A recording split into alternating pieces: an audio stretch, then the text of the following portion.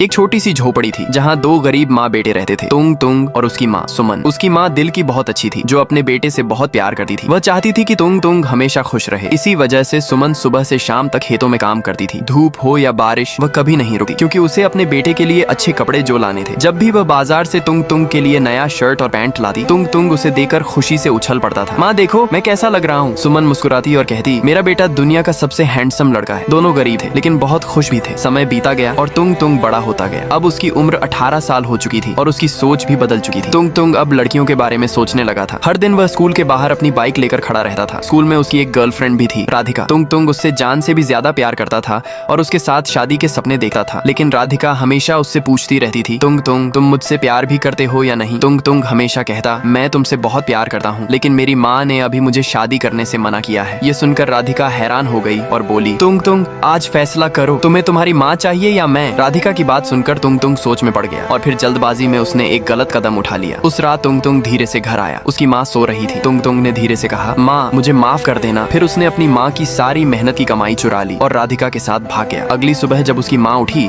तो देखा कि तुंग तुंग घर में नहीं था। उनका दिल घबरा गया और वह अपने बेटे को ढूंढने के लिए बाहर निकल पड़ी। सुबह से शाम हो गई लेकिन उन्हें तुंग तुंग नहीं मिला। उन्हें क्या पता था कि तुंग तुंग दूसरे गाँव में राधिका के साथ खुशी खुशी रह रहा था। दोनों ने उन पैसों से एक दुकान खोल ली थी और काम करके अपना गुजारा कर रहे थे। दोनों अपनी जिंदगी में बहुत खुश थे, लेकिन राधिका के मन में कुछ और ही चल रहा था। एक सुबह तुंग तुंग अपनी दुकान में काम कर रहा था, तभी एक गाड़ी उनके घर के पास आकर रुकी। अंदर राधिका जल्दी जल्दी अपना सामान पैक कर रही थी। जैसे ही वह बाहर आई, तुंग तुंग ने उसे देख लिया। राधिका तुम कहाँ जा रही हो और ये लड़का कौन है तुम्हारे साथ। राधिका मुस्कुराई और बोली, इससे मिलो, ये मेरा नया पति है और अब मैं इसके साथ ही जा रही हूँ। तुंग तुंग की आंखों में आंसू आ गए, लेकिन राधिका वहाँ से चली गई। तुंग तुंग जमीन पर बैठकर रोता रहा। तभी उसके दिमाग में अपनी माँ का ख्याल आया। वह दौड़ता हुआ अपने पुराने गाँव पहुंचा, लेकिन वहाँ सब कुछ बदल चुका था। घर सूना था, न माँ थी न उसकी आवाज। डरते हुए वह पड़ोसी के पास गया और पूछा, चाचा मेरी माँ कहाँ है। पड़ोसी ने गहरी सांस ली और बोला, बेटा तुमने आने में बहुत देर कर दी। 2 साल पहले मकान मालिक आया था और उसने तुम्हारी माँ को घर से निकाल दिया। उसके बाद तुम्हारी माँ सड़क पर रहने लगी, वहीं सोती, वहीं भूखे पेट दिन गुजारती और हर रोज तुम्हारा इंतजार करती। वह हमेशा बड़बड़ाती रहती थी, तुंग तुंग मेरे बच्चे तू कहाँ चला गया। और फिर एक दिन वह तुम्हारा इंतजार करते करते मर गई। ये सुनते ही तुंग तुंग जमीन पर गिर गया और जोर जोर से रोने लगा। उसके आंसू रुक ही नहीं रहे थे। जिस माँ ने मुझे पैदा किया, जिसके लिए मैं सब कुछ था, मैं उसे अकेला छोड़कर चला गया। वह अपनी माँ की कब्र पर गया, हाथ जोड़कर धीरे से बोला, माँ मुझे माफ कर दो, मैं गलत था, मैं बहुत बुरा बेटा था। लेकिन अब बहुत देर हो चुकी थी। हवा चल रही थी लेकिन उसमें अब माँ की आवाज नहीं थी। घर खाली था और तुंग तुंग की जिंदगी भी। कभी कभी हम जिससे सबसे ज्यादा प्यार करते हैं उसे ही सबसे ज्यादा दर्द दे देते हैं और जब तक समझ आता है तब तक सब कुछ खत्म हो चुका होता है।